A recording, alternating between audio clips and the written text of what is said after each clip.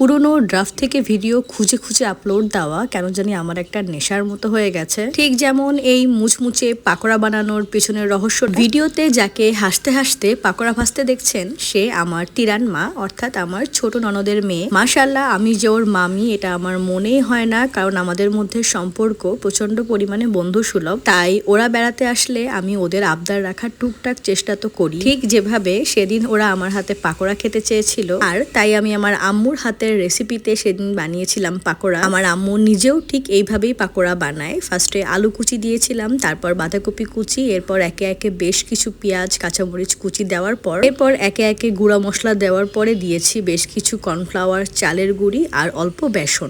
টেস্টে ভ্যারিয়েশন আনার জন্য একটু গরম মশলার গুঁড়ো আর একটা ম্যাগি মশলা। আর এই পুরোটা মাখিয়েছি কিন্তু আমি ডিম দিয়ে, কোনো মতেই পানি ব্যবহার করিনি। এখানে এক্সট্রা করে বেকিং সোডা বা বেকিং পাউডার দেওয়ার প্রয়োজন পড়বে না, কারণ ডিমে পুরো ব্যাপারটা ফ্লাপি করবে। নিয়ে এবার আসি কেন আমি আমার মাকে দিয়ে কাজ করাচ্ছিলাম। আসলে ও যখন দেখলো আমি গরমে ওদের জন্য কিছু বানাচ্ছি, ও নিজে থেকে এসেই আমাকে হেল্প করতে চাইলো। মাশাআল্লাহ, ওরা যে কয়দিন ছিল আমি খুব ভালো সময় কাটিয়েছিলাম। এ নিয়ে এবার আপনাদেরকে পাকোড়া ভাজার কথা বলি। পাকোড়া ভাজতে হবে একেবারে লো আছে, তাহলে আপনি একেবারে 10 on 10 টেস্ট পাবেন, যেভাবে সেদিন তিরান ভেজেছিল। আর মাশাআল্লাহ, সেদিনের পাকোড়ার টেস্ট আসলেই অনেক ভালো হয়েছিল। তো আর কি, আজকের ভিডিও এতটুকুই। টাটা।